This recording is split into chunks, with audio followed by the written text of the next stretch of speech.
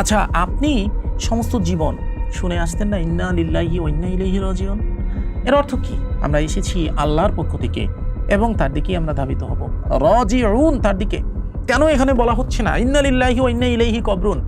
আমি এসেছি আল্লাহর পক্ষ থেকে যাব কবরে। কেন বলা হচ্ছে না ইন্না লিল্লাহি ওয়া ইন্না ইলাইহি জান্নাতুন? আমি এসেছি আল্লাহর পক্ষ থেকে যাব জান্নাতে। কেন বলা হচ্ছে না ইন্না লিল্লাহি ওয়া ইন্না ইলাইহি জাহান্নামুন? আমি এসেছি আল্লাহর পক্ষ থেকে যাব জাহান্নামে। রুহের মেইন গন্তব্য হচ্ছে সেই আল্লাহ রাব্বুল আলামিনের দিকেই ধাবিত হওয়া। কোনো রুহ কখনো জান্নাতে যায় না, কোনো রুহ কখনো জাহান্নামে যায় না, কোনো রুহ কখনো ইল্লিনে যায় না, কোনো রুহ কখনো সিজ্জিনে যায় না, কোনো রুহ কখনো বারজাখে যায় না। তাহলে কি বারজাখে যায়? প্রশ্ন আসে না? আল্লাহ রাব্বুল আলামিনের 99টা নামকে যদি আমরা ভাঙি, তাহলে আমরা এখানে দেখতে পাবো আল্লাহ রাব্বুল আলামিনের 99টা গুণ। যেমন আল্লাহ রাব্বুল আলামিনের একটা গুণ হচ্ছে তিনি ক্ষমাশীল। আল্লাহ রাব্বুল আলামিনের একটা গুণ হচ্ছে তিনি সত্যবাদী। আল্লাহ রাব্বুল আলামিনের একটা গুণ হচ্ছে তিনি রিজিক দাতা। আল্লাহ রাব্বুল আলামিনের একটা গুণ হচ্ছে দানশীল। তো যখন দেখুন আপনি আল্লাহ রাব্বুল আলামিনের ক্ষমাশীল গুণটাকে ধারণ করবেন, তার মানে কি? তার মানে আপনি মানুষকে ক্ষমা করে দিচ্ছেন। এর মানে আপনার অজান্তে আপনার ভিতর আল্লাহর সেই গুণটাকে আপনি ইনস্টল করে নিয়েছেন অলরেডি। আপনি যদি অ্যাপ্লাই করতে পারেন আল্লাহ রাব্বুল আলামিনের গুণ, আপনি যদি ধারণ করতে পারেন, তাহলে আপনি আল্লাহ রাব্বুল আলামিনের খলিফা হিসেবে প্রতিষ্ঠিত হতে পারবেন।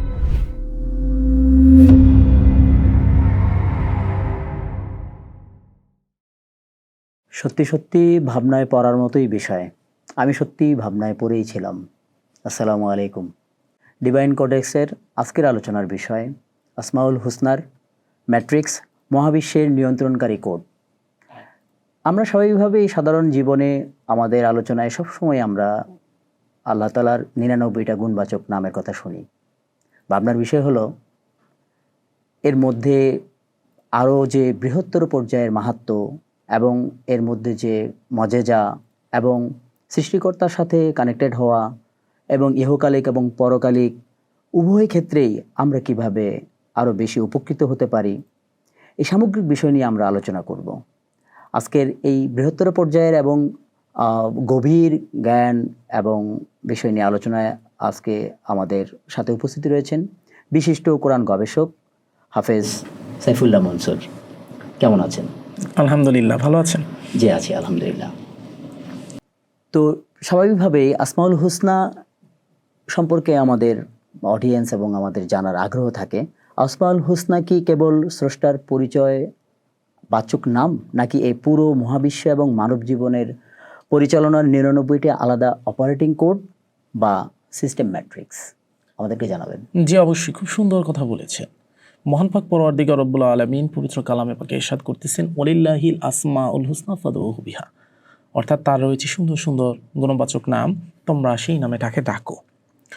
বাস্তবিক অর্থে ইমাম গাজ্জালি রহমাতুল্লাহ আলাই এবং ইবনে আরাবি রহমাতুল্লাহ আলাইয়ের মতো আধ্যাত্মিক দার্শনিকগণ আসমাউল হুসনার ব্যাপারে যখন গবেষণা করেছেন, তখন তারা আসমাউল হুসনাকে কোনো সাধারণ গুণবাচক নাম হিসেবে উল্লেখ করে নাই, বরঞ্চ মহাবিশ্বের অপারেটিং সিস্টেম হিসেবে উল্লেখ করেছেন। তাদের মতে আল্লাহ রাব্বুল আলামিন তার এই 99টি গুণবাচক নামের মাধ্যমে, এই 99টি বিশেষ গুণের মাধ্যমে সম্পূর্ণ মহাবিশ্ব পরিচালনা করতেছেন। যেমন যখন আমরা আল্লাহ রাব্বুল আলামিনের এই খালেক নামটা পড়ি বা এটা নিয়ে যখন গবেষণা করি, এর অর্থ সৃষ্টিকর্তা। আল্লাহ রাব্বুল আলামিন এই মহাবিশ্ব, এই খালেক নামের ফ্রিকোয়েন্সি বা খালেক নামের যেই গুণ, এই গুণের মাধ্যমে মহাবিশ্ব পরিচালনা করতেছেন বিভিন্ন জিনিস সৃষ্টি করে। অনুরূপভাবে আমরা যদি আল মুমিত নামটা পড়ি, মুমিত শব্দের অর্থ হচ্ছে মৃত্যুদানকারী। এই মৃত্যুদানের মাধ্যমে আল্লাহ রাব্বুল আলামিন এই মহাবিশ্বকে বাস্তবিক অর্থে সঞ্চালন করতেছেন, সচল রাখতেছেন।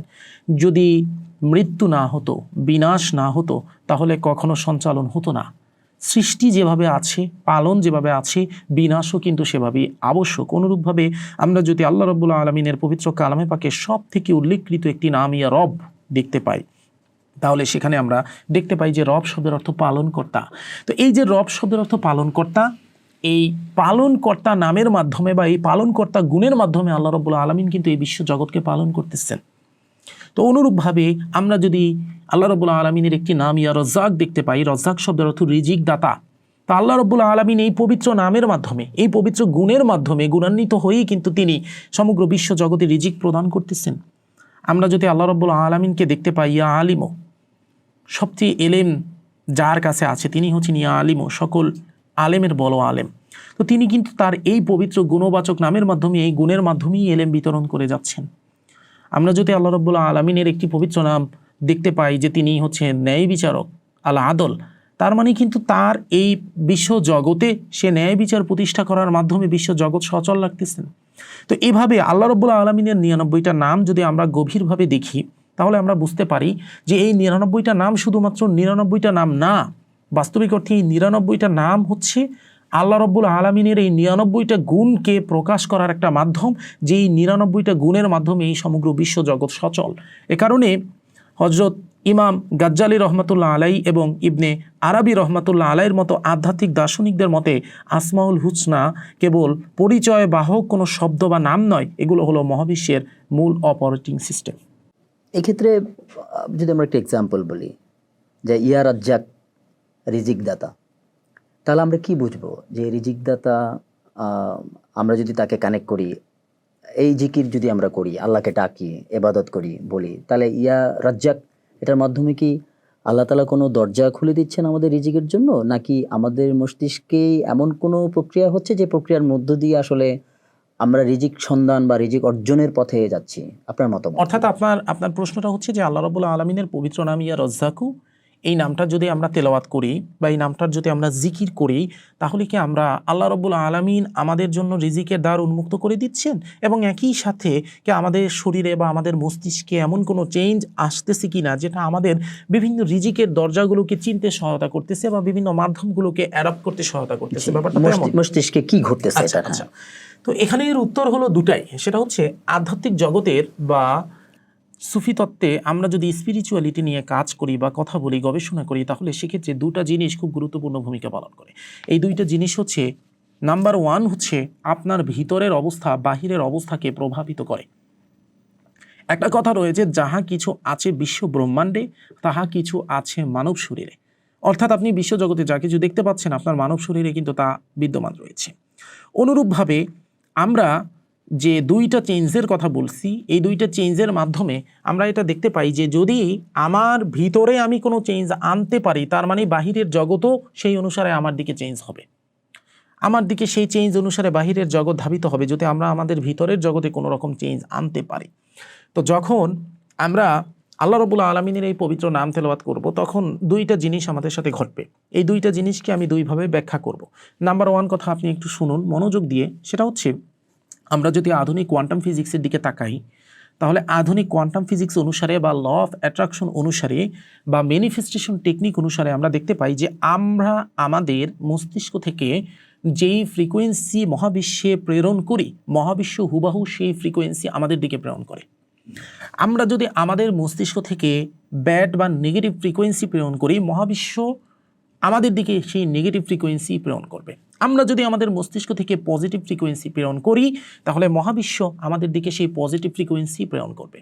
এ কারণে ল অফ অ্যাট্রাকশন নিয়ে যারা কাজ করেন বা যারা ম্যানিফেস্টেশন নিয়ে কাজ করেন বা যারা power of your subconscious mind নিয়ে কাজ করেন, তারা এটা মনে করেন বা তারা এটা সর্বদাই শিক্ষা দিয়ে থাকেন যে যদি আপনি আপনার থটকে চেঞ্জ করতে পারেন, তাহলে আপনার জীবন আপনার থট অনুসারে চেঞ্জ হবে।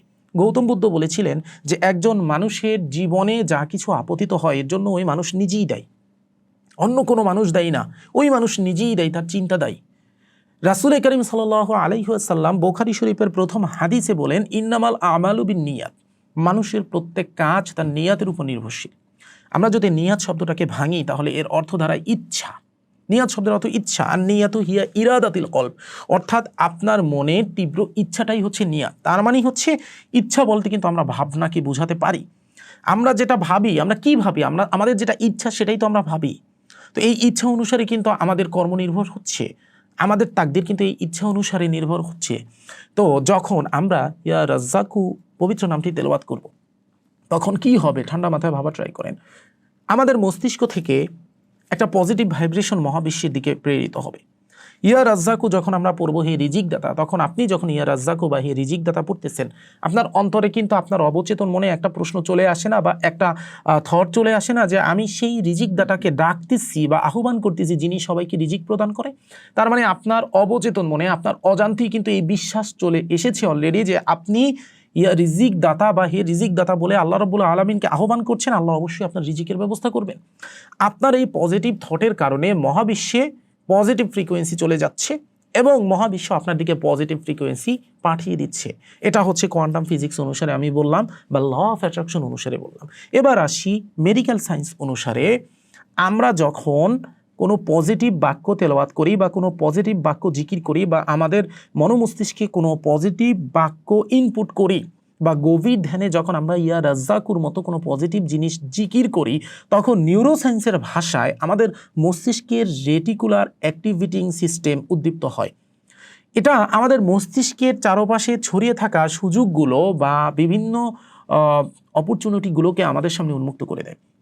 যখন ইয়া রাজ্জাকু তেলাওয়াত করার কারণে আমাদের রেটিকুলার অ্যাক্টিভেটিং সিস্টেম উদ্দীপ্ত হলো, তখন দেখবেন যে আমাদের আউটলুক পরিবর্তন হয়ে যায়, আমাদের দৃষ্টিভঙ্গি পরিবর্তন হয়ে যায়, আমাদের সামনে এমন এমন পথ উন্মুক্ত হতে থাকে, এমন এমন জিনিস আমাদের সামনে উন্মুক্ত হতে থাকে যে জিনিসগুলো আমাদের রিজিকের দ্বার উন্মুক্ত করে দিতে পারে, যার কারণে আমরা সেই দিকে ধাবিত হই। তাহলে আমরা বুঝতে পারলাম যে দুইটা জিনিস আমাদের সাথে ঘটে। নাম্বার 1 হচ্ছে আমাদের মস্তিষ্ক থেকে পজিটিভ ভাইব্রেশন বের হয় এবং এই পজিটিভ ভাইব্রেশন মহাবিশ্ব থেকে সব পজিটিভিটি আমাদের দিকে নিয়ে আসে। আল্লাহ রাব্বুল আলামিন মহাবিশ্বের পজিটিভ জিনিসগুলোকে আমাদের দিকে ধাবিত করে দেয়। এবং নাম্বার 2 হচ্ছে মস্তিষ্কের যে রেটিকুলার অ্যাক্টিভেটিং সিস্টেম, এটা হচ্ছে আমাদের এমন উদ্দীপনা তৈরি করতে সহায়তা করে যার মাধ্যমে আমরা আমাদের অর্থ সম্পদ কিভাবে অর্জন করতে পারি, কিভাবে আমাদের রিজিক প্রশস্ত হতে পারে, বা আমরা আমাদের কিভাবে কর্মঠ করে রিজিকের দ্বারটা উন্মুক্ত করতে পারি, এটার দিকে আমরা ধাবিত হতে পারি। তাহলে এই ক্ষেত্রে কি আল্লাহর নামগুলো নির্দিষ্ট ভাইব্রেশন, আল্লাহর নামগুলোর যে নির্দিষ্ট ভাইব্রেশন, সেটা কি মানুষের ডিএনএ, ব্লুপ্রিন্ট বা কোষের ভেতরে যে গঠন, জি, এগুলোর পুরোপুরি পরিবর্তন করার ক্ষমতা রাখে? আপনার কথাটা খুবই সুন্দর একটা কথা বলেছেন। এই কথাটা পরিপ্রেক্ষিতে যদি আমি আলোচনা করতে যাই, সেক্ষেত্রে খুব বিশেষ কয়েকটা জিনিস চলে আসে। নাম্বার 1, আমাদেরকে বিজ্ঞানের এমন একটা শাখার দিকে তাকাতে হবে যেই শাখাটার নাম হচ্ছে এপিজেনেটিক্স। আমরা যদি এপিজেনেটিক্স শাখা নিয়ে পড়াশোনা করি, তাহলে আমরা দেখতে পাই যে মানুষের চিন্তা, পরিবেশ এবং সাউন্ড ও ফ্রিকোয়েন্সি তার জিনের প্রকাশকে পরিবর্তন করতে পারে। কথাটা বোঝার ট্রাই করেন। মানুষের চিন্তা, পরিবেশ এবং সাউন্ডের ফ্রিকোয়েন্সি তার জেনেটিক প্রভাবকে প্রভাবিত করতে পারে, তার জেনেটিক্সকে প্রভাবিত করতে পারে, তার ভিতরকে প্রভাবিত করতে পারে। এবার আমরা একজন বিজ্ঞানীর কথায় আসি যার নাম হচ্ছে ডাক্তার মাসারু ইমোতো। তিনি একটা এক্সপেরিমেন্ট করেছিলেন যেটার নাম হচ্ছে ওয়াটার ক্রিস্টাল এক্সপেরিমেন্ট। আপনি শুনলে অবাক হয়ে যাবেন। তিনি পানি হাতে নিলেন এবং ওই পানি হাতে নিয়ে পানির দিকে তাকিয়ে তাকিয়ে পানিকে বললেন, আই লাভ ইউ, আমি তোমাকে ভালোবাসি। এই কথা 7 বার বলে ওই পানিকে তিনি হচ্ছে ফ্রিজে রেখে দিলেন। আবার আরেক গ্লাসে পানি আনলেন, সে পানিকে বললেন, আই হেট ইউ, আমি তোমাকে ঘৃণা করি। এটা বলে 7 বার বলে ওই পানিকে তিনি হচ্ছে ফ্রিজে রেখে দিলেন। তো এবার ফ্রিজে রাখার পর ঘটে আসল কাহিনী। পানি যখন বরফ হয়, ওই বরফকে যখন সে অনুবীক্ষণ যন্ত্রের নিচে দেখে, তখন সে দেখে যে যেই পানিরগুলোকে সে আই লাভ ইউ বলছিল, সেই পানির ভিতরে এত সুন্দর হীরার মতো স্ফটিক ধারণ করেছে, যেটা হচ্ছে পানির ভিতরের পরমাণুগুলো হীরার মতো স্ফটিক ধারণ করেছে, দেখতে খুব সুন্দর লাগছে। আর যেই পানিকে সে বলেছিল আই হেট ইউ বা বাজে কথা বলেছিল, সেই পানির ভিতরের পরমাণুগুলো ছড়িয়ে ছিটিয়ে আছে খুব বাজেভাবে। বুঝতে পারছেন? যখন এই জিনিস সে দেখলো, তখন তার মস্তিষ্কের ভিতর, এই যে ডাক্তার মাসারু ইমোতোর মস্তিষ্কের ভিতর প্রশ্ন ঢুকলো যে না, আমি গবেষণা আরো করব, আমার আরো গবেষণা করতে হবে। তো সে 3টা জায়গার পানি কালেক্ট করলো। কয় জায়গার? 3 জায়গার। নাম্বার 1 হচ্ছে আবে জমজমের পানি কালেক্ট করলো। নাম্বার 2 হচ্ছে সে গঙ্গার পানি কালেক্ট করলো, গঙ্গা। আর নাম্বার 3 হচ্ছে সে জর্ডানের পানি কালেক্ট করলো, জর্ডান, মৃত সাগর বা ডেড সির পানি কালেক্ট করলো। যখন সে ডেড সির পানি কালেক্ট করার পর ওই ডেড সির পানি হচ্ছে আবার আপনার এরকম ভাবে ফ্রিজে রাখলো, রাখার পর সেটাকে অনুবীক্ষণ যন্ত্রের নিচে রাখলো, তখন তিনি দেখতে পেল যে সেখানে বাস্তবিক অর্থে পানির পরমাণুগুলো এত বিক্ষিপ্ত অবস্থায় এবং এত বাজে অবস্থায় আছে যা কল্পনার বাহিরে, অর্থাৎ খুবই বাজে অবস্থা, যার কোনো প্যাটার্ন নেই, এরকম প্যাটার্নহীন অবস্থায় আছে।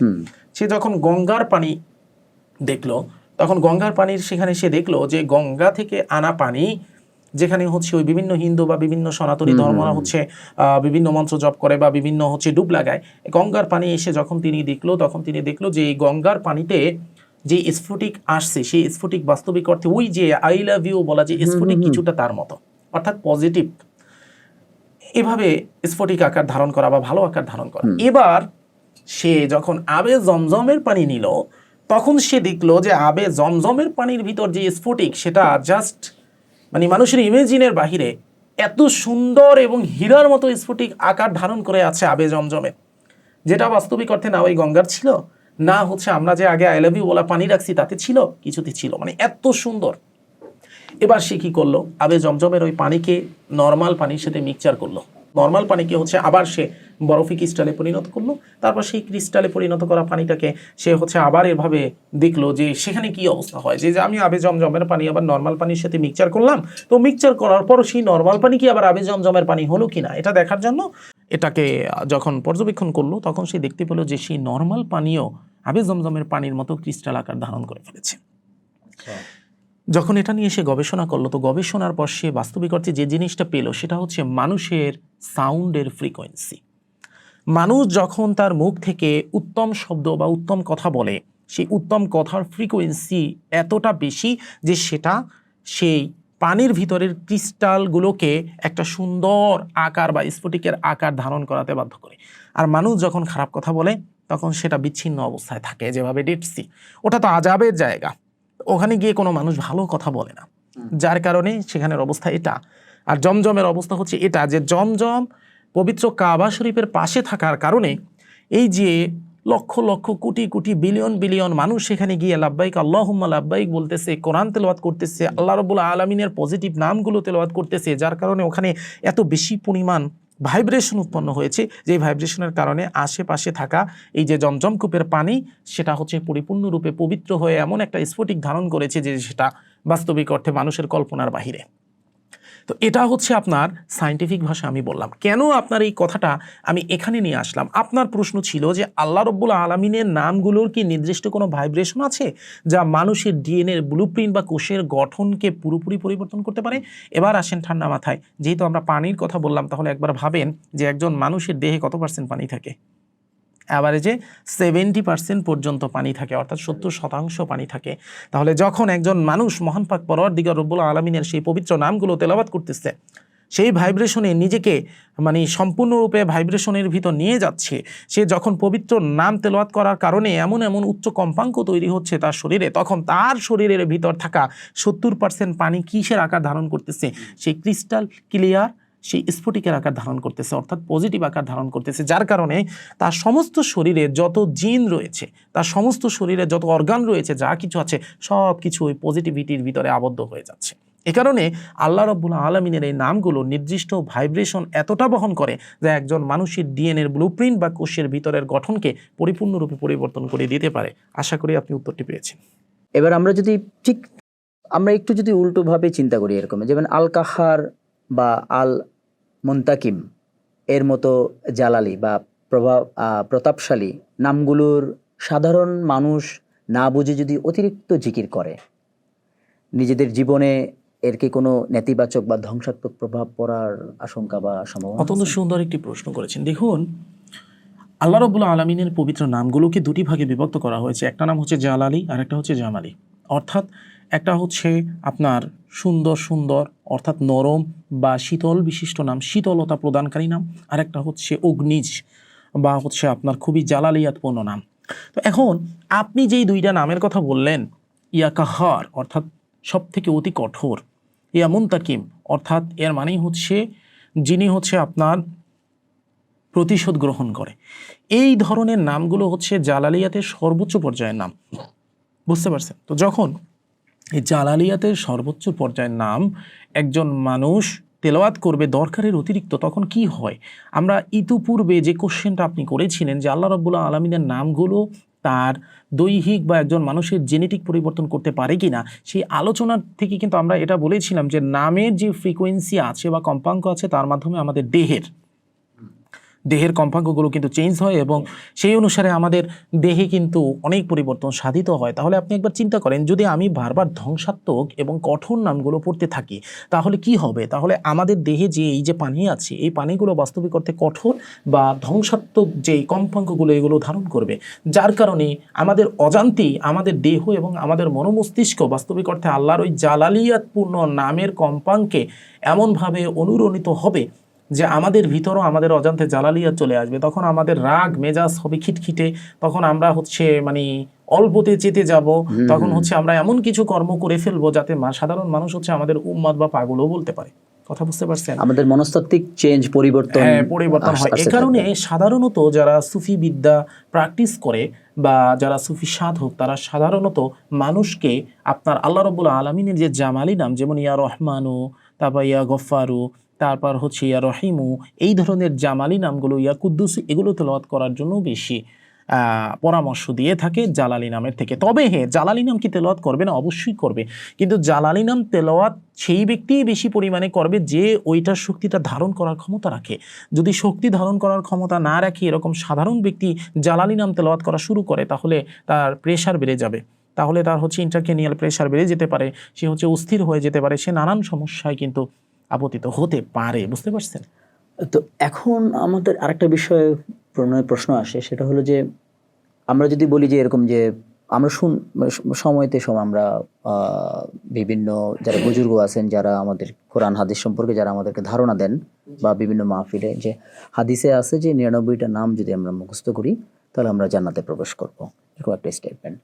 আচ্ছা, এর সাথে যদি বলি যে আয়ত্ত করা, এই বিষয়টা প্যাটার্নটা কেমন? এটা কি আয়ত্ত করে মুখস্থ করা বোঝায়, নাকি নিজের মধ্যে নিজের চরিত্রের মধ্যে 99টা একটা প্রোগ্রামিং বা একটা গঠনগত বা প্রোগ্রামিং সেট করা, যেটার মাধ্যমে এই যে উদ্দেশ্য এটা হাসিল হবে, যে জান্নাতে প্রবেশ করা, এটা এই দুই জায়গাটা আপনি অনেক সুন্দর একটা প্রশ্ন করেছেন। আপনি যে কথাটা বলেছেন এটা হচ্ছে সহিহ বুখারীর 2736 নং হাদিস। 2000 রাসূল করিম সাল্লাল্লাহু আলাইহি ওয়াসাল্লাম সহিহ বুখারীর 2736 নং হাদিসে উল্লেখ করেন যে আল্লাহ রাব্বুল আলামিনের 99টি নাম আছে, যে ব্যক্তি এগুলো আয়ত্ত করলো সে জান্নাতে প্রবেশ করবে। এখন অনেক মানুষ হয়তো মনে করতে পারে যে আমি আয়ত্ত করলাম মানে আমি এই 99টা নাম মুখস্থ করলাম। হ্যাঁ, এটা ঠিক আছে। আমি নিজেই এটা মনে করতাম যে মুখস্থ করলেই বোধহয় আমি জান্নাতে চলে যাব। হ্যাঁ, এটা ঠিক আছে। আসলে প্র্যাকটিক্যাল কি? এটা ঠিক আছে যে মুখস্থ করা অনেক বড় একটা ব্যাপার, কারণ কোনো সাধারণ মানুষ চাইলেই 99টা নাম মুখস্থ করতে পারবে না, আল্লাহর রহমত যদি না থাকে। কিন্তু আয়ত্ত করা মানে কি? ব্যাপারটা হচ্ছে আল্লাহ রাব্বুল আলামিনের 99টা নামকে যদি আমরা ভাঙি, তাহলে আমরা এখানে দেখতে পাবো আল্লাহ রাব্বুল আলামিনের 99টা গুণ। যেমন আল্লাহ রাব্বুল আলামিনের একটা গুণ হচ্ছে তিনি ক্ষমাশীল। আল্লাহ রাব্বুল আলামিনের একটা গুণ হচ্ছে তিনি সত্যবাদী। আল্লাহ রাব্বুল আলামিনের একটা গুণ হচ্ছে তিনি রিজিক দাতা। আল্লাহ রাব্বুল আলামিনের একটা গুণ হচ্ছে দানশীল। তো যখন দেখুন আপনি আল্লাহ রাব্বুল আলামিনের ক্ষমাশীল গুণটাকে ধারণ করবেন, তার মানে কি? তার মানে আপনি মানুষকে ক্ষমা করে দিচ্ছেন। এর মানে আপনার অজান্তে আপনার ভিতর আল্লাহর সেই গুণটাকে আপনি ইনস্টল করে নিয়েছেন অলরেডি। আপনি যখন দানশীল হবেন, আল্লাহ দানশীল, এই গুণটাকে কিন্তু আপনি আপনার অজান্তে ইনস্টল করে নিয়েছেন। অনুরূপভাবে আপনি যখন হচ্ছে সত্যবাদী হবেন, আল্লাহ রাব্বুল আলামিন সত্যবাদী, তো আপনার অজান্তে কিন্তু আপনি আল্লাহ রাব্বুল আলামিনের গুণটাকে ইনস্টল করে নিয়েছেন। অনুরূপভাবে আপনি যদি হচ্ছে ন্যায় বিচারক হন, আল আদল, আল্লাহ রাব্বুল আলামিনের যে আল আদল নামটি, এটি কিন্তু আপনার অজান্তে আপনি ইনস্টল করে নিয়েছেন। তো এভাবে আল্লাহ রাব্বুল আলামিনের যে 99টা নাম আছে, এই 99টা নাম যদি কেউ আয়ত্ত করতে পারে, এর মানেই হচ্ছে তার যে গুণগুলো, সেই গুণগুলোকে যদি কেউ নিজের মাঝে ইনস্টল করতে পারে, তাহলে অবশ্যই সে জান্নাতে প্রবেশ করবে। এখানে আয়ত্ত করা বলতে মুখস্থ করাটাই প্রাধান্য না। এখানে আয়ত্ত করা বলতে আপনার নিজের জীবনে বাস্তবিক লাইফে আপনার অ্যাপ্লাই করাটাকে বোঝানো হচ্ছে। আপনি যদি অ্যাপ্লাই করতে পারেন আল্লাহ রাব্বুল আলামিনের গুণ, আপনি যদি ধারণ করতে পারেন, তাহলে আপনি আল্লাহ রাব্বুল আলামিনের খলিফা হিসেবে প্রতিষ্ঠিত হতে পারবেন। আর যদি খলিফা হিসেবে প্রতিষ্ঠিত হতে পারেন, তাহলে আল্লাহ রাব্বুল আলামিনের দয়া আপনি অবশ্যই জান্নাত প্রাপ্ত হবেন। সুতরাং শুধুমাত্র মুখস্থ করে আমি জান্নাতের আশা করে বসে থাকবো, ব্যাপারটা এমন না। মুখস্থ করার সাথে সাথে আমাকে এটা ভাবতে হবে যে আল্লাহর কোন গুণগুলোকে আমি ধারণ করতে পারতেছি। এখন দেখুন, একটা মানুষ চাইলেই কিন্তু আল্লাহর 99টা নাম ধারণ করতে পারে না। কেন পারে না? আল্লাহর এমন এমন কিছু নাম আছে যেগুলো একমাত্র আল্লাহ রাব্বুল আলামিনের জন্যই হচ্ছে প্রযোজ্য। যেমন ইয়াজুল জালালি ওয়াল ইকরাম, এটা আল্লাহর জন্যই প্রযোজ্য। আবার আল্লাহ রাব্বুল আলামিন ওয়াহিদ, একক সত্তা, এটা এক আল্লাহর জন্যই প্রযোজ্য। কোনো মানুষ চাইলে ওয়াহিদ হতে পারবে না।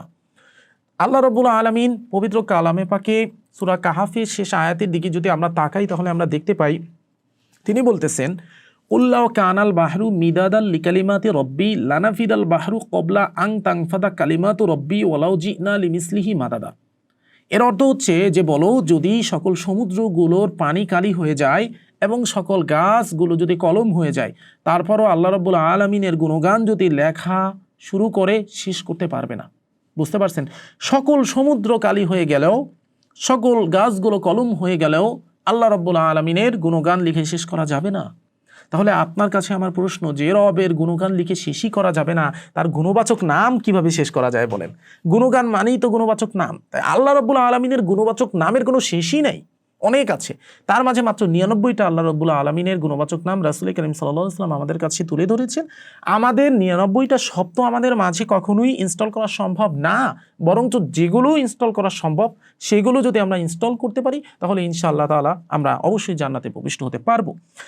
আল্লাহ রাব্বুল আলামিন আমাদের ইসলামে যে কয়টা আদেশ দিয়েছে প্রত্যেকটা আদেশের পিছনে রয়েছে তার এক একটা গুণবাচক নাম নিজেদের ভিতর ইনস্টল করা। তার লক্ষ্য হচ্ছে এটা। রাসূল করিম সাল্লাল্লাহু আলাইহি সাল্লাম বলেছেন আমরা করি, তাই না? রাসূল করিম সাল্লাল্লাহু আলাইহি সাল্লাম বলেছেন তোমরা দান করো, আমরা করি। রাসূল করিম সাল্লাল্লাহু আলাইহি সাল্লাম বলেছেন তোমরা পবিত্র থাকো, আমরা পবিত্র থাকি। রাসূল করিম সাল্লাল্লাহু আলাইহি সাল্লাম বলেছেন যে তোমরা ন্যায় বিচার করো, আমরা ন্যায় বিচার করি। রাসূল করিম সাল্লাল্লাহু আলাইহি সাল্লাম বলেছেন যাকাত দাও, আমরা যাকাত দিই। রাসূল করিম সাল্লাল্লাহু আলাইহি সাল্লাম বলেছেন তোমরা একসাথে সমতা বজায় রেখে চলো, আমরা সমতা বজায় রেখে চলি। কিন্তু কেন রাসূল করিম সাল্লাল্লাহু আলাইহি সাল্লাম এই কথা বলেছেন এটা আমরা কখনো আমাদেরকে প্রশ্ন করি না। কেনর উত্তর কি? এই কেনর উত্তর হচ্ছে রাসূল করিম সাল্লাল্লাহু আলাইহি ওয়াসাল্লাম আমাদের এ কারণে বলেছেন যেন আমরা আমাদের ওই ইবাদতের মাধ্যমে আমাদের মাঝে কোনো না কোনো আল্লাহ রাব্বুল আলামিনের গুণকে ইনস্টল করতে পারি। রাসূল করিম সাল্লাল্লাহু আলাইহি ওয়াসাল্লাম বলেছেন দান করো, তার মানে এই দান করার মাধ্যমে আমাদের অজান্তে আমরা দানশীল গুণকে ইনস্টল করছি। তিনি বলছেন সত্য বলো, তার মানে সত্য বলার মাধ্যমে আমাদের অজান্তে সত্যবাদী গুণকে আমরা ইনস্টল করছি। তিনি বলছেন দয়া করো, তার মানে দয়া করার মাধ্যমে আমরা রহমান গুণকে ইনস্টল করছি। এভাবে যদি কোনো ব্যক্তি বাস্তবিক অর্থেই নিজের ভিতর আল্লাহ রাব্বুল আলামিনের গুণগুলোকে জাগ্রত করতে পারে রে ভাই, তাহলে তার জান্নাত ইনশাআল্লাহ জান্নাতই তাকে ডেকে ডেকে নেবে, তার জান্নাতের দিকে যাওয়া লাগবে না। এখন একজন ব্যক্তির মুখস্থ নাই 99 নাম, তার মানে কি সে কখনো নিজের ভিতর ইনস্টল করতে পারবে না? না, অবশ্যই পারবে। তার মুখস্থ থাকা আবশ্যক না, মুখস্থ থাকা ভালো, কিন্তু মুখস্থ থাকা আবশ্যক না, ইনস্টল করাটা আবশ্যক। যেভাবে নামাজ পড়ার থেকে নামাজ কায়েম করাটা আবশ্যক বেশি। আল্লাহ রাসূল কিন্তু বলেছেন, পবিত্র কালামে পাকে বারবার এসেছে আকিমুসসালাহ, আকিমুসসালাহ, নামাজ কায়েম করো, নামাজ কায়েম করো। আল্লাহ রাসূল যেভাবে নামাজ কায়েম করতে বলেছেন, আল্লাহ পাক নামাজ কায়েম করতে বলেছেন। যদি শুধুমাত্র নামাজ নিজের পড়ারই বিষয় হতো তাহলে আল্লাহ রাসূল সারা জীবন হেরা গুহায় বসেই নামাজ পড়তো, সে সেটাকে সমাজে কায়েম করতে আনতো না। এ ব্যাপারে ইনশাআল্লাহ পরবর্তীতে কখনো কথা হবে। স্বাভাবিক আমি এবং আমার দর্শক যারা আমাদের একটু সমসাময়িক আমরা যে সমাজে আছি সেখানে এই প্রশ্নটা খুব স্বাভাবিকভাবে আসে। সেটা হচ্ছে যে আধুনিক যুগে মানুষ যখন চরম হতাশায় ভোগে তখন আসমাউল হুসনার কোন নামগুলো মানুষের ব্রেনে ডোপামিন লেভেল বাড়িয়ে ক্লিনিক্যাল ডিপ্রেশন দূর করতে জাদুঘরি অ্যান্টি ডিপ্রেসেন্ট হিসেবে কাজ করতে পারে বলে আপনি অনেক সুন্দর একটা প্রশ্ন করেছেন। দেখুন, বাস্তবিক অর্থে আমাদের ক্লিনিক্যাল ভাষায় যদি আমরা দেখি তাহলে আমাদের এমন কিছু নাম বা এমন কিছু শব্দ অলওয়েজ তেলাওয়াত করা উচিত, বা এমন কিছু জিনিস সম্পর্কে অলওয়েজ সজাগ থাকা উচিত যেটা আমাদের মস্তিষ্কের যে আপনার ডিপ্রেশন আছে এটা দূর করতে অ্যান্টি ডিপ্রেসেন্ট হিসেবে কাজ করবে। আপনার প্রশ্ন হচ্ছে যে এমন কি নাম, আল্লাহ রাব্বুল আলামিনের এমন কি নাম যেটা আমরা যদি তেলাওয়াত করি তাহলে চিকিৎসা বিজ্ঞানের ভাষায় আমরা গভীর বিশ্বাস নিয়ে তেলাওয়াত করলে আমাদের ভ্যাগাস নার্ভ উদ্দীপিত হবে, বা আমাদের স্ট্রেস হরমোন কোর্টিসলের মাত্রা কমে যাবে এবং আমাদের মস্তিষ্কে সেরোটোনিন বা ডোপামিন হচ্ছে ক্ষরণ হবে।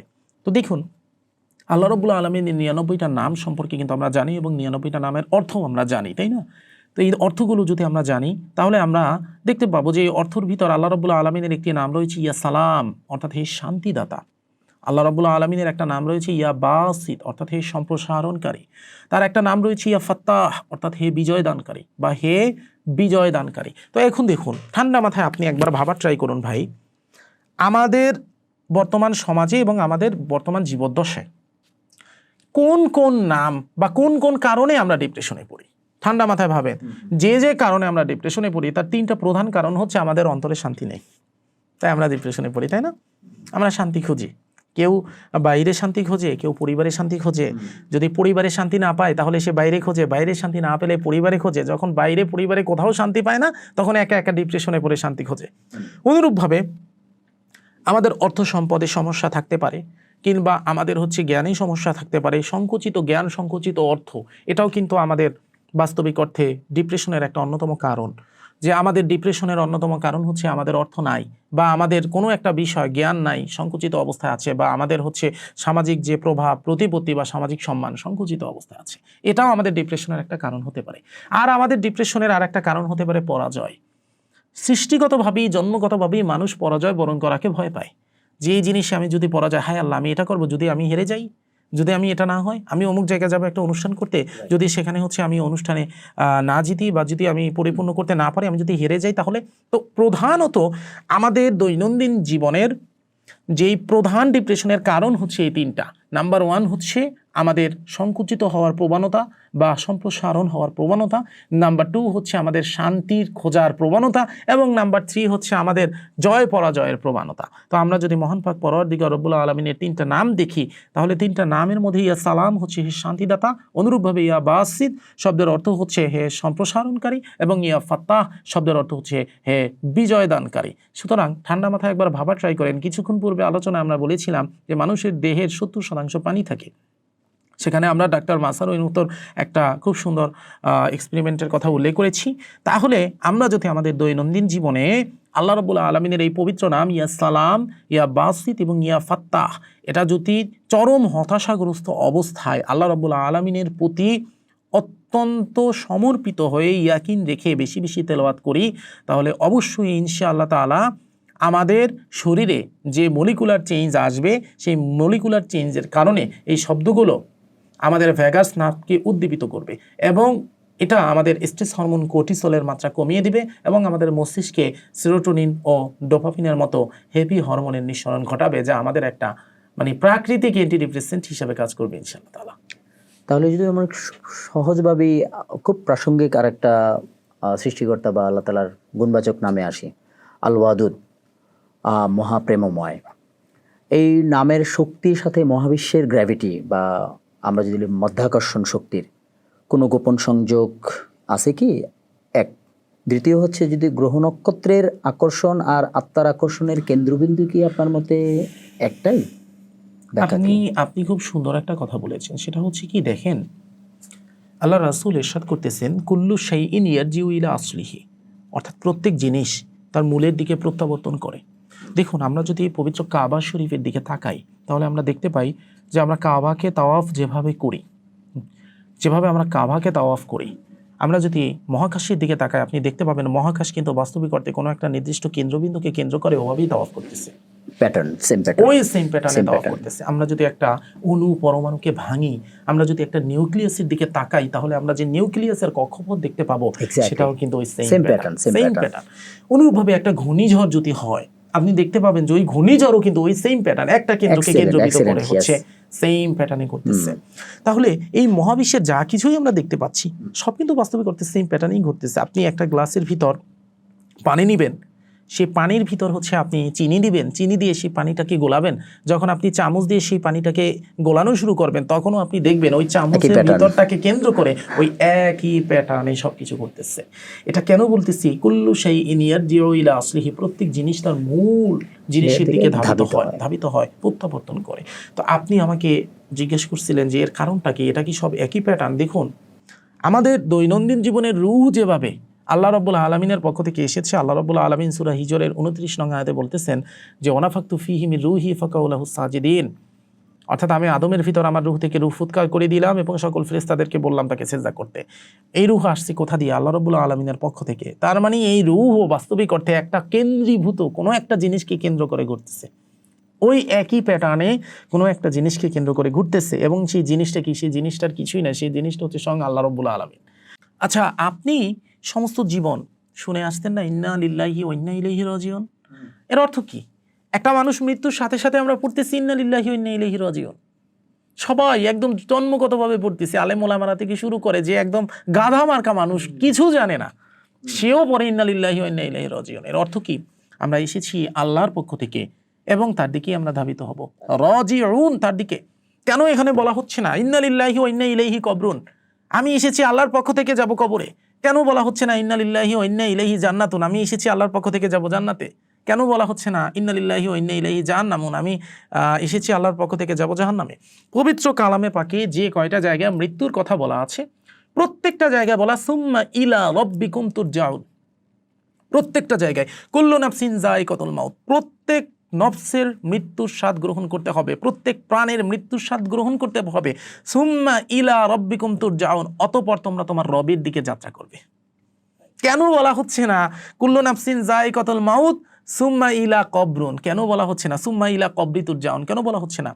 সুম্মা ইলা জান্নাতুন তুরজাউন কেন বলা হচ্ছে না? সুম্মা ইলা জাহান্নামুন তুরজাউন কেন বলা হচ্ছে না? বিশাল একটা ব্যাপার। বলা হচ্ছে কুল ইয়াতাওয়াফাকুম মালাকুল মাউতিল্লাযী ইউক্কিলা বিকুম, যখন মৃত্যুর ফেরেশতা তোমার সামনে চলে আসবে সে তোমাকে তার হস্তগত করে নিবে। সুম্মা ইলা রাব্বিকুম তুরজাউন, অতঃপর তুমি তোমার রবের দিকে যাত্রা করবে। এর কারণ হচ্ছে এই যে ঘূর্ণনের গতি, রূহ কেন্দ্র করে ঘুরে যাকে, সে হচ্ছে আল্লাহ রাব্বুল আলামিন। আল্লাহ রাব্বুল আলামিনের পক্ষ থেকে তার আদেশ বা আমরের মাধ্যমে রূহ পৃথিবীতে এসেছে, মানব দেহে এসেছে। রূহের মেইন গন্তব্য হচ্ছে সেই আল্লাহ রাব্বুল আলামিনের দিকেই ধাবিত হওয়া। কোনো রূহ কখনো জান্নাতে যায় না, কোনো রূহ কখনো জাহান্নামে যায় না, কোনো রূহ কখনো ইল্লিনে যায় না, কোনো রূহ কখনো সিজ্জিনে যায় না, কোনো রূহ কখনো বারজাখে যায় না। তাহলে কি বারজাখে যায়? প্রশ্ন আসে না? স্বাভাবিক। আল্লাহ রাব্বুল আলামিন পবিত্র কালামে পাকে যত জায়গায় মৃত্যুর কথা বলেছেন, প্রত্যেক জায়গায় নফসের মৃত্যুর কথা বলেছেন। কুল্লু নাফসিন যায়কাতুল মাউত, প্রত্যেক প্রাণের মৃত্যুর স্বাদ গ্রহণ করতে হবে। আল্লাহ কোথাও বলে না কুল্লু রূহিন যায়কাতুল মাউত। মানব দেহ রূহ এবং নফস দুটার সমন্বয়ে গঠিত। আমি বলেছিলাম যে রূহের অনেকগুলো ভাগ আছে, তার ভিতর রূহে জিসমানি, রূহে সুলতানি, রুহুল আমিন, রুহুল কুদ্দুস, রুহুল্লাহ। এখানে যে রূহে জিসমানি, এটাই হচ্ছে আমাদের নফস বা আমাদের এই দেহটা। এই নফসের খাবারের দরকার আছে, এই নফসের জৈবিক চাহিদার দরকার আছে, এই নফসের হচ্ছে আপনার যৌন চাহিদার দরকার আছে। যা কিছু আমাদের দৈনন্দিন জীবনে দরকার সবই নফসের। তাহলে রূহের কিছুই দরকার নাই, কারণ রূহ তো আল্লাহর একটা আদেশ, একটা আমর। সে সেই আদেশটা ফুৎকার করে দিয়েছেন আমাদের মাঝখানে, আবার সে সেখান থেকে চলে যাবেন। তাহলে থাকবে কি? আমাদের নফস। অর্থাৎ আমাদের যখন মৃত্যু হবে তখন আমাদের এই নফস বা রুহে জিসমানিটার হচ্ছে সওয়াল জবাব হবে। আমাদের এই নফস বা রুহে জিসমানিটা বারজাকে যাবে, আমাদের এই নফস বা রুহে জিসমানিটা হচ্ছে জান্নাত জাহান্নাম ভোগ করবে। মিজান, হাসর, পুলসিরা যা কিছু হওয়া সব আমাদের এই নফস বা রুহে জিসমানিটার হবে। কিন্তু ওই যে রুহুল্লাহ বা আল্লাহ রাব্বুল আলামিনের পরম আদেশ যে রূহ, সেই রুহের গন্তব্য হচ্ছে আল্লাহকে কেন্দ্র করে ঘূর্ণন। যেটা বলছিলাম, সব কিছু একটা জিনিসকে কেন্দ্র করে ঘূর্ণয়মান আছে। সেভাবে এই রূহ বা এই আদেশ বা এই ঐশী যে মেইন জিনিসটা, এটারই মেইন লক্ষ্য হচ্ছে আল্লাহকে কেন্দ্র করে ঘূর্ণায়মান থাকা। তো আপনার মেইন প্রশ্ন ছিল কি, যে এই যে মহাবিশ্বে আমি যা কিছু দেখতে পাচ্ছি বাস্তবিক অর্থে এটা কি? এটা কি আসমাউল হুসনার ইয়া ওদুদ বা ইয়া যে হে প্রেমময়, এই প্রেমময়ের সাথে কোনোভাবে কানেক্টেড? এই যে মধ্যাকর্ষণ বলি, যা কিছু বলি, এগুলো সবই কি প্রেমময়ের সাথে কানেক্টেড? অবশ্যই। এর কারণ লুকায়িত রয়েছে হাদিসে কুদসির সেইখানে, যেখানে আমাদের সিররুল আসরার গ্রন্থে হযরত আব্দুল কাদের জিলানী রহমতুল্লাহ আলাই ইরশাদ করেন যে মহান পাক পরওয়ারদিগার রব্বুল আলামিন ছিলেন একা। তিনি একা ছিলেন, অতঃপর তার ভিতরে মায়া শক্তির উদ্ভব হলো এবং তিনি তার নিজেকে জানিতে চাইলেন, নিজেকে প্রকাশিত করার জন্য তিনি সৃষ্টি করলেন সবকিছু। কারণ যেখানে সৃষ্টি নাই সেখানে স্রষ্টা থাকার সম্ভাবনাই থাকে না। আপনি মোনালিসাকে যদি দেখেন, সেই মোনালিসার যে সেই যে হচ্ছে আপনার কারুকার্য যদি আপনি দেখেন, তখন আপনি কি বলবেন যে অমুক ব্যক্তি এই মোনালিসা আঁকছে। যদি মোনালিসাই না থাকতো, অঙ্কনই না হতো, তাহলে কি আপনি ওই ব্যক্তিকে জানতেন? জানতেন না। একজন ইঞ্জিনিয়ার, সে একটা বিল্ডিং করছে, আপনি বলবেন এই বিল্ডিংটা অমুক ইঞ্জিনিয়ার করছে। যদি বিল্ডিংটা ইঞ্জিনিয়ার না করতো তাহলে কি আপনি ওই ইঞ্জিনিয়ারকে চিনতেন? চিনতেন না। অনুরূপভাবে বিশ্বজগৎ আল্লাহ এ কারণে তৈরি করছে যেন আমরা তাকে জানি, আমরা তাকে চিনি। এ কারণে আল্লাহ বিশ্বজগৎ তৈরি করছে। ওমা খলাকতুল জিন্না ওয়াল ইনসা ইল্লা লিয়াবুদুন, মানুষ এবং জিনকে শুধু ইবাদতের জন্য সৃষ্টি করেছে আল্লাহ রাব্বুল আলামিন। এভাবেই আল্লাহ রাব্বুল আলামিন বিশ্বজগৎকে সৃষ্টি করেছে যেন আমরা বিশ্বজগৎকে চিনি, আমরা আল্লাহ রাব্বুল আলামিনকে চিনি এই বিশ্বজগতের মাধ্যমে। তাহলে আমার কথা কি ছিল? এর মেইন কি? ইয়া ওয়াদুদু বা প্রেম। এর মেইনই হচ্ছে ইয়া ওয়াদুদু বা প্রেম। আল্লাহ রাব্বুল আলামিন তার বান্দার থেকে এই প্রেম বা ভালোবাসাই চায়। ইয়া ওয়াদুদু বা প্রেমময় যে নাম, যে নামের ফ্রিকোয়েন্সি, এই ফ্রিকোয়েন্সির মাধ্যমেই এই মহাবিশ্ব ঘূর্ণায়মান রয়েছে। এই ফ্রিকোয়েন্সির মাধ্যমেই অনুপরমাণু ঘূর্ণায়মান রয়েছে। এই ফ্রিকোয়েন্সির মাধ্যমেই হচ্ছে বাস্তবিক অর্থে বিশ্বজগৎ ঘূর্ণায়মান রয়েছে। শোনেন, এই বিশ্বজগতে যা কিছু আমরা দেখতে পাচ্ছি সব দুটা জিনিসের উপর নির্ভরশীল। একটা ব্যাপার আর একটা হচ্ছে প্রেম পার। ব্যাপার মানে ব্যবসা, আর প্রেম পার মানে হচ্ছে উইদাউট লোভ কোনো কিছু করা। আমি আপনার জন্য ভালোবেসে একটা জিনিস করলাম, এটা হচ্ছে প্রেম পার। আর ব্যাপার মানে কি? আমি আপনার সাথে বসে একটা কাজ করলাম, এর পরিবর্তিতে আপনাকে কিছু লাভ দিলাম, আমি নিজে কোনো লাভ নিলাম। তাহলে আল্লাহ রাব্বুল আলামিন এই বিশ্বজগৎ তৈরির পিছনে তার কি লাভ আছে? তারে আমি আর আপনি কি দিব? দেওয়ার কি কিছু আছে? সে তো স্বয়ং সম্পূর্ণ সত্তা। তারে আমারও কিছু দেওয়ার নাই, আপনারও কিছু দেওয়ার নাই, শুধুমাত্র দেওয়ার আছে নিষ্কাম ভালোবাসার প্রেম। এছাড়া তারে আর দেওয়ার মতো কিছু নাই। রাসূল করিম সাল্লাল্লাহু আলাইহি ওয়াসাল্লাম একদা একটা বাজার থেকে যাচ্ছিলেন, তখন তার সাথে কিছু সাহাবা ছিল। তো তিনি দেখতে পারলেন একটা মরা গাধা পড়ে আছে, তার একটা কান খাটা, মানে ছেঁড়া, একটা কান কাটা। তো এই মরা গাধা তার কান কাটা দেখে রাসূল করিম সাল্লাল্লাহু আলাইহি ওয়াসাল্লাম বলতেছেন যে তোমাদের কি মনে হয় এই মরা গাধাটাকে তোমরা কয় টাকা দিয়ে ক্রয় করবে? তো সাহাবারা বলে যে ইয়া রাসূলুল্লাহ, এই মরা গাধাটা আমাদের কাছে মূল্যহীন, কারণ একই তো এই মরা, তার মাঝে এর আবার একটা কান কাটা, তো এটাকে কে কিনবে? রাসূল কারীম সাল্লাল্লাহু আলাইহি ওয়াসাল্লাম বলেন, সেই সত্তার কসম যার হাতে আমার জীবন, তোমাদের কাছে এই মরা গাধা যতটা মূল্যহীন, কান কাটা গাধা তার থেকেও বেশি মূল্যহীন আল্লাহর কাছে এই বিশ্ব জগৎ। যদি আদম আলাইহিস সালাম থেকে শুরু করে কিয়ামত পর্যন্ত আসা সকল মানুষ এবং জিন ঈমানদার হয়ে যায়, তারপরও আল্লাহ রাব্বুল আলামিনের জান, শান এবং মান ও মর্যাদার কোনো বৃদ্ধি ঘটবে না। আর যদি আদম আলাইহিস সালাম থেকে শুরু করে কিয়ামত পর্যন্ত আসা সকল মানুষ কাফের হয়ে যায়, তাহলেও আল্লাহর ইজ্জত, শান, মানের কোনো কমতি ঘটবে না। তোমার ইবাদত কেবলমাত্র তোমার জন্য, তুমি তোমার নিজের জন্য ইবাদত করো, এর জন্য আল্লাহ রাব্বুল আলামিনের কোনো কিছু আসেও না, কোনো কিছু যায়ও না। কথা বুঝতে পেরেছেন? একটু খুব স্বাভাবিকভাবেই আমরা আর একটু জানি এরকম যে মানুষ যখন প্রচণ্ড বিপদে পড়েন তখন শুধু ইয়া আল্লাহ বলে চিৎকার করেন। তখন কি ৯৯টা নামের সবগুলো শক্তি কি একসাথে ব্লাস্ট করে, নাকি বিপদ অনুযায়ী নির্দিষ্ট একটি নাম স্বয়ংক্রিয়ভাবে কাজ শুরু করে? আপনার কথা খুব সুন্দর। দেখুন, আল্লাহ রাব্বুল আলামিনের ৯৯টা নামের ভিতর ইয়া আল্লাহু যে নামটা, এটা হচ্ছে তার জাতি বা সত্তাবাচক নাম। এই ৯৯ নামের সকল ফ্রিকোয়েন্সি এই এক আল্লাহু জাতি বা সত্তাবাচক নাম ধারণ করে। আল্লাহু শব্দের অর্থ কি? আল প্লাস ইলাহ, আল প্লাস ইলাহ অর্থাৎ একমাত্র উপাস্য। আল্লাহ, আল প্লাস ইলাহ, একমাত্র উপাস্য। তো আমরা আল ইলা, ইলা শব্দের অর্থ উপাস্য, আল মাত্র একমাত্র। তো একমাত্র উপাস্য বলতে আল্লাহ রাব্বুল আলামিনকে আমরা বুঝি এবং তাকেই আমরা ডাকি।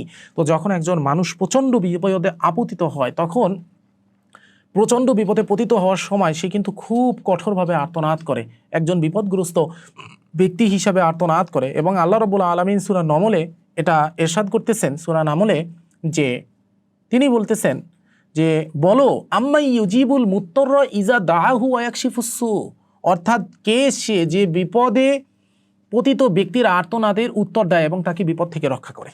তাহলে সে আল্লাহ রাব্বুল আলামিন। তো নর্মালভাবে আমরা যখন কোনো আমল করে আল্লাহ রাব্বুল আলামিনকে ডাকি, সেই যে আর্তনাদ, আর আমি খুব মারাত্মক বিপদে পতিত হওয়ার পর আল্লাহ রাব্বুল আলামিনকে ডাকার যে আর্তনাদ, এই দুটো কিন্তু সেম না, ভিন্ন। যখন মানুষ পরিপূর্ণরূপে আত্মসমর্পিত হয়, আল্লাহ রাব্বুল আলামিনকে একবার আল্লাহ বলে ডাকে, তখন সেটা অনেক অনেক অনেক গুরুত্বপূর্ণ ভূমিকা পালন করে, অনেক শক্তি বহন করে।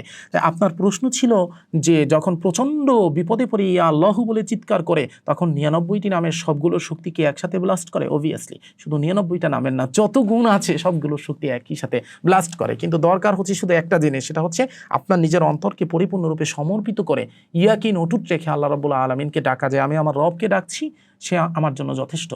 এ কারণে রাসূল করিম সাল্লাল্লাহু আলাইহি সাল্লাম আমাদেরকে একটা আজিমাত শিক্ষা দিয়ে গিয়েছেন। তিনি বলেছেন যে সকাল এবং সন্ধ্যায় যে ব্যক্তি 7 বার এই আজিমাত পড়বে, আল্লাহ তার জন্য যথেষ্ট হয়ে যাবেন। সেটা কি? হাসবি আল্লাহু লা ইলাহা ইল্লাহু আলাইহি তাওয়াক্কালতু ওয়া হুয়া রাব্বুল আরশিল আযীম। এর অর্থ হচ্ছে আমার জন্য আল্লাহই যথেষ্ট, তিনি ছাড়া উপাসনার যোগ্য কেউ নেই, আমি তার উপর আমার ভরসা রেখেছি, তিনি মহান আরশের মালিক। আশা করি বুঝতে পেরেছেন। তাহলে এখানে দুইটা, যে আপনার যদি বান্দা প্রচণ্ড বিপদে পড়েন আর আল্লাহ তাআলার জিকির করেন, তাহলে প্রচণ্ড বিপদে হচ্ছে এটা শয়তান মানুষকে প্রচণ্ড রকমের বিপদে ফেললেন, আর আল্লাহ তাআলা জিকির করলেন, সেখান থেকে সে উতরায় উঠলেন। তাহলে আমরা এর সাথে কি কোনো রিলেট করা যায় যে পৃথিবীতে ব্ল্যাক ম্যাজিক বা এমন কোনো ডার্ক নেগেটিভ এনার্জি কি আছে যা আসমাউল হুসনার এই পজিটিভ এনার্জি ম্যাট্রিক্সকে ব্লক করার বা বাধা দেওয়ার ক্ষমতা রাখে? অসম্ভব নাই। এর কারণ হচ্ছে নেগেটিভিটি কোথা থেকে এসেছে এটা আপনার বুঝতে হবে। ব্ল্যাক ম্যাজিক বলেন, যা কিছু বলেন, শয়তানিয়াত বলেন, এই শক্তি কোথা থেকে এসেছে? শয়তান থেকে। শয়তানকে শক্তি কে দিয়েছে? আল্লাহ পাক। আল্লাহ পাকের থেকেই তো সকল শক্তি প্রাপ্ত হয়েছে, সেটা খারাপ শক্তি হোক, ভালো শক্তি হোক। যদি কোনো ব্যক্তি আল্লাহর উপর অটুট ইয়াকিন রাখতে পারে, ভরসা রাখতে পারে, তাহলে বিশ্বজগতের এমন কোনো শক্তি নাই যেই শক্তি আল্লাহ রাব্বুল আলামিনের এই আসমাউল হুসনার শক্তিকে কাটতে পারবে। সমগ্র বিশ্ব জগতে এমন কোনো শক্তি নাই। কিন্তু যদি ভাই আপনার অন্তরের ভিতর ভয় থাকে যে না, হায় আল্লাহ, এই ব্ল্যাক ম্যাজিক তো অনেক পাওয়ারফুল, এটা কি আমারে শেষ করে দিবে, মানে আল্লাহর উপর ভরসার থেকে যদি আপনার ওই ব্ল্যাক ম্যাজিকের উপর ভরসা বেশি হয়ে যায়, আল্লাহর উপর অটুট ইয়াকিনের থেকে, তার আসমাউল হুসনার উপর অটুট ইয়াকিনের থেকে যদি আপনার ইয়াকিন ব্ল্যাক ম্যাজিকের উপর বেশি হয়ে যায় ভয়ের কারণে, তাহলে তখন আল্লাহ রাব্বুল আলামিন আপনার উপর দিয়ে হাতটা উঠিয়ে নেবেন। কারণ আল্লাহ পাক পবিত্র কালামে পাকে বলতেছেন, অমাইয়া আশু আং যিকরির রহমান নুকাইয়িদ লাহু শাইতানান ফাহুয়া লাহু করিন। অর্থাৎ যে ব্যক্তি আল্লাহর জিকির থেকে মুখ ফিরিয়ে নেয়, আল্লাহর স্মরণ থেকে মুখ ফিরিয়ে নেয়, তখন আল্লাহ নিজে তার সাথে একটা শয়তান নিযুক্ত করে দেয় যে তার সহযোগী হয়ে যায়।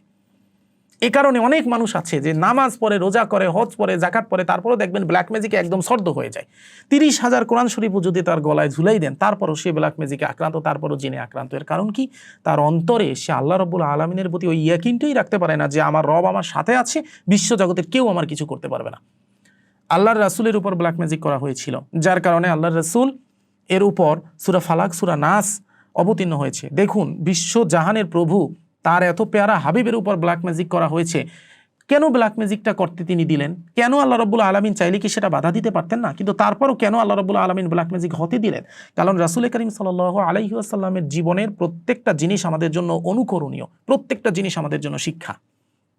এ কারণে যেই সূরা নাস এবং সূরা ফালাক এসেছে, দেখেন প্রত্যেকটা আয়াতের অর্থ দেখেন, কুল আউযু বিরাব্বিল ফালাক মিন শাররি মা খালাক, আমি আশ্রয় প্রার্থনা করতেছি উষার প্রভুর নিকট, মিন শাররি মা খালাক, তিনি যা সৃষ্টি করেছেন তার অনিষ্ট থেকে, অমিন শাররি গাসিকিন ইযা ওয়াকাব, অমিন শাররি নাফাসাতি ফিল উকদ, অমিন শাররি হাসিদিন ইযা হাসাদ। অনুরূপভাবে যদি আমরা সূরা নাসের দিকে তাকাই, কুল আউযু বিরাব্বিন নাস, আমি সেই রবের কাছে, মানুষের রবের কাছে আশ্রয় প্রার্থনা করতেছি, মালিকিন নাস, অধিপতির কাছে, মানুষের অধিপতির কাছে, মিন শাররিল ওয়াসওয়াসিল খান্নাস আল্লাযী ইউওয়াসওয়িসু ফি সুদুরিন নাস মিনাল জিন্নাতি ওয়ান নাস। অর্থাৎ আপনি প্রত্যেকটা আয়াতের অর্থ দেখবেন আল্লাহর কাছে আশ্রয় প্রার্থনা করা।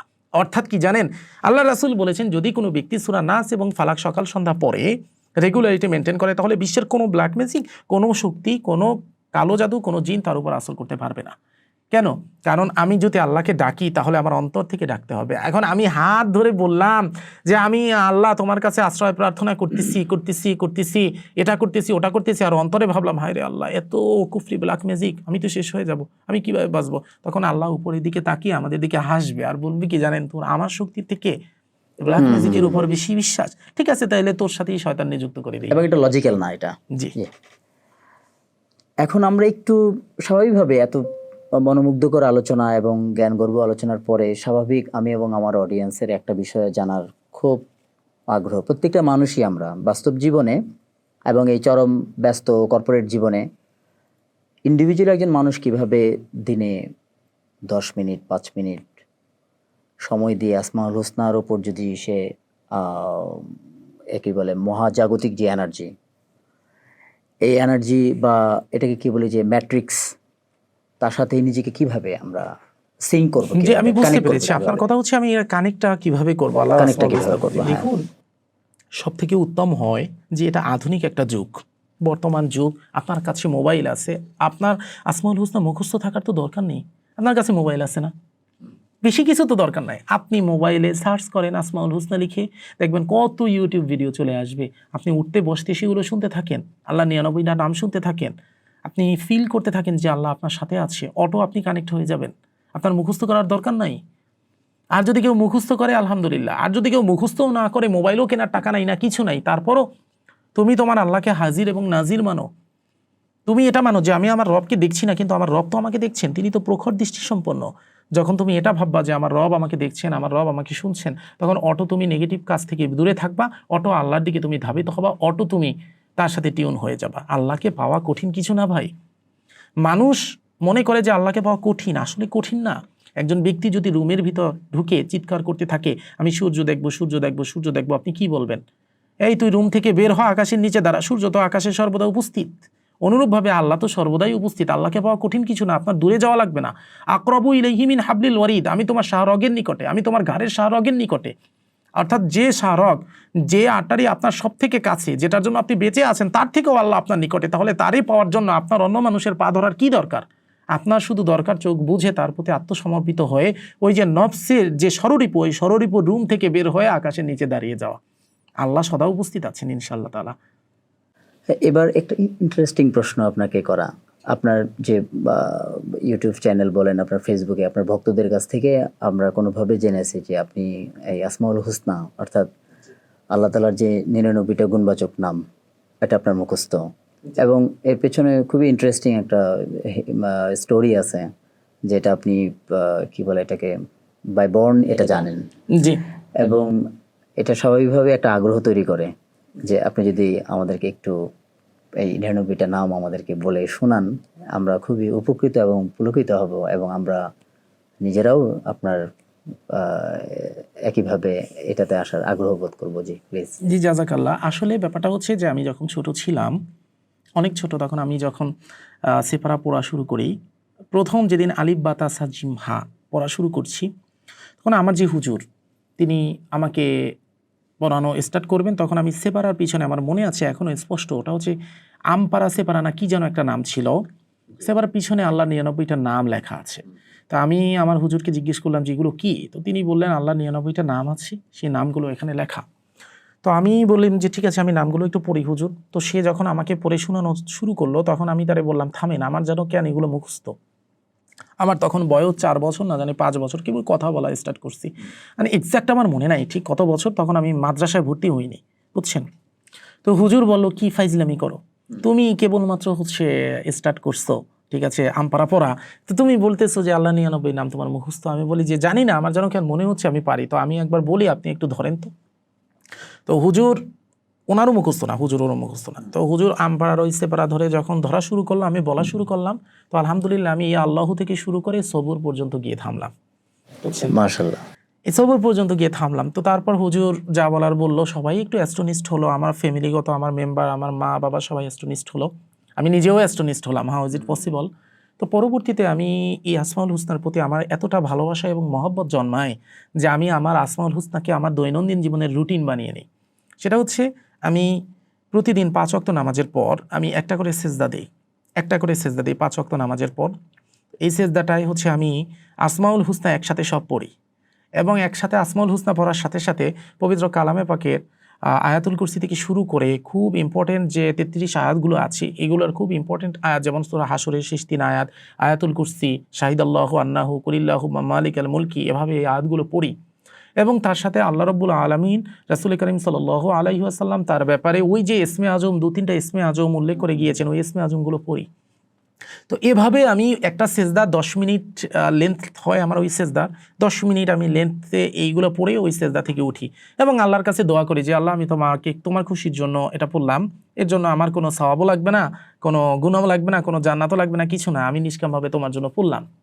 তো এটা আমি আলহামদুলিল্লাহ আমার প্রায় 24, 25, 26 বছর যাবত এই আমল কন্টিনিউ করে আসতেছি, এখনো কন্টিনিউ করতেছি। খাবার বাদ গেলেও, সব কিছু বাদ গেলেও এটা কখনো বাদ যায় না। হয়তো আমি মুসাফির হয়ে এক জায়গায় গেলাম, হয়তো নামাজ আমার 1-2 রাকাতে সমস্যা হলো, কিন্তু তারপরও আমার এই আমলটা কন্টিনিউ আমি রাখি। তো আপনি যেহেতু বললেন ইনশাল্লাহ আমি শোনাচ্ছি। অনেকে আবার মনে করে যে এ ভাওতাবাজি দেয়, এ হচ্ছে চোখ থেকে দেখে দেখে পড়ে, তো আমি চোখ বুঝেই পড়তেছি, আপনি হচ্ছে এটা খুঁজে হচ্ছে দেখেন, মানে মিলিয়ে দেখেন, আমার দর্শকরা অবশ্যই মিলিয়ে দেখুক যে কথা ঠিক আছে কিনা। বিসমিল্লাহির রহমানির রহিম। আউযু বিল্লাহিস সামিউল আলিম মিনাশ শাইতানির রাজিম। আউযু বিল্লাহিস সামিউল আলিম মিনাশ শাইতানির রাজিম। আউযু বিল্লাহিস সামিউল আলিম মিনাশ শাইতানির রাজিম। হুয়াল্লাহুল্লাযী লা ইলাহা ইল্লা হু আলিমুল গায়বি ওয়াশ শাহাদাতি হুয়ার রহমানুর রহিম। হুয়াল্লাহুল্লাযী লা ইলাহা ইল্লা হু আল মালিকুল কুদ্দুসুস সালামুল মুমিনুল মুহাইমিনুল আজিজুল জাব্বারুল মুতাকাব্বির সুবহানাল্লাহি আম্মা ইউশরিকুন। হুয়াল্লাহুল খালিকুল বারিউল মুসাউবিরু লাহুল আসমাউল হুসনা ইউসাব্বিহু লাহু মা ফিস সামাওয়াতি ওয়াল আরদি ওয়া হুয়াল আজিজুল হাকীম। ইয়া আল্লাহু ইয়া রহমানু ইয়া রহিমু ইয়া মালিকু ইয়া কুদ্দুসু ইয়া সালামু ইয়া মুমিনু ইয়া মুহাইমিনু ইয়া আজিজু ইয়া জাব্বারু ইয়া মুতাকাব্বির ইয়া খালিকু ইয়া বারিউ ইয়া মুসাউবির ইয়া গফফারু ইয়া কহ্হারু ইয়া ওয়াহাবু ইয়া রাজ্জাকু ইয়া ফাত্তাহু ইয়া আলিমু ইয়া কাবিদ ইয়া বাসিতু ইয়া খাফিদু ইয়া রাফিউ ইয়া মুইজ্জু ইয়া মুজিল্লু ইয়া সামিউ ইয়া বাসির ইয়া হাকামু ইয়া আদলু ইয়া লতিফু ইয়া খবিরু ইয়া হালিমু ইয়া আজিমু ইয়া গফুরু ইয়া শাকুর ইয়া আলিয়ু ইয়া কবিরু ইয়া হাফিজু ইয়া মুকিতু ইয়া হাসিবু ইয়া জলিলু ইয়া করিমু ইয়া রকিব ইয়া মুজিবু ইয়া ওয়াসিউ ইয়া হাকিমু ইয়া ওয়াদুদু ইয়া মজিদ ইয়া বাঈসু ইয়া শহীদু ইয়া হাক্কু ইয়া ওয়াকিলু ইয়া কওয়িয়ু ইয়া মাতিনু ইয়া ওয়ালিয়ু ইয়া হামিদ ইয়া মুহসিউ ইয়া মুব্বিউ ইয়া মুঈদু ইয়া মুহইয়ু ইয়া মুমিতু ইয়া হাইয়ু ইয়া কাইয়ুম ইয়া ওয়াজিদু ইয়া মাজিদু ইয়া ওয়াহিদু ইয়া আহাদু ইয়া সমাদু ইয়া কাদিরু ইয়া মুক্তাদিরু ইয়া মুকদ্দিমু ইয়া মুআখির ইয়া আউয়ালু ইয়া আখিরু ইয়া যাহিরু ইয়া বাতিনু ইয়া ওয়ালিউ ইয়া মুতাআলি ইয়া বাররু ইয়া তাওয়াবু ইয়া মুনতাকিমু ইয়া আফুন ইয়া রাউফ ইয়া আহাদ ইয়া মালিকাল মুলকি ইয়া যাল জালালি ওয়াল ইকরাম ইয়া মুকসিতু ইয়া জামিউ ইয়া গনিয়ু ইয়া মুগনিয়ু ইয়া মানিউ ইয়া দাররু ইয়া নাফিউ ইয়া নূর ইয়া হাদিউ ইয়া বাদিউ ইয়া বাকিউ ইয়া ওয়ারিসু ইয়া রশিদু ইয়া সবুর। মাশাআল্লাহ, জাযাকাল্লাহ। অনেক অনেক ধন্যবাদ এবং আসলে বিস্ময়কর এবং খুবই ভালো লাগলো। আজকের আমাদের পডকাস্টের আলোচনা এই পর্যন্ত। আশা রাখা যায় যে এই মনোমুগ্ধকর আলোচনা এবং জ্ঞানগর্ভ আলোচনার মধ্য দিয়ে আমরা যারা এই পথে চিন্তা ভাবনা করি এবং আমরা চাই আসলে আল্লাহ তাআলার এই ৯৯টা নামের ফজিলত এবং এর ইহকালিক এবং পরকালিক যে বেনিফিট বা এই যে উপকার, এদের আমরা সকলেই উপকৃত হব এবং আমরা সকলেই আমাদের এই আজকের এই পডকাস্টের মাধ্যমে সম্মানিত আলোচকের কাছে আমাদের যা জিজ্ঞাসা আমরা কমেন্টসে আমরা করতে পারবো এবং আমরা আশা রাখি আরও ভিন্ন কোনো বিষয় নিয়ে পরবর্তী কোনো পডকাস্টে আপনাদের সাথে দেখা হবে। ধন্যবাদ সবাইকে, ভালো থাকবেন। আসসালামু আলাইকুম ওয়া রাহমাতুল্লাহি ওয়া বারাকাতুহু।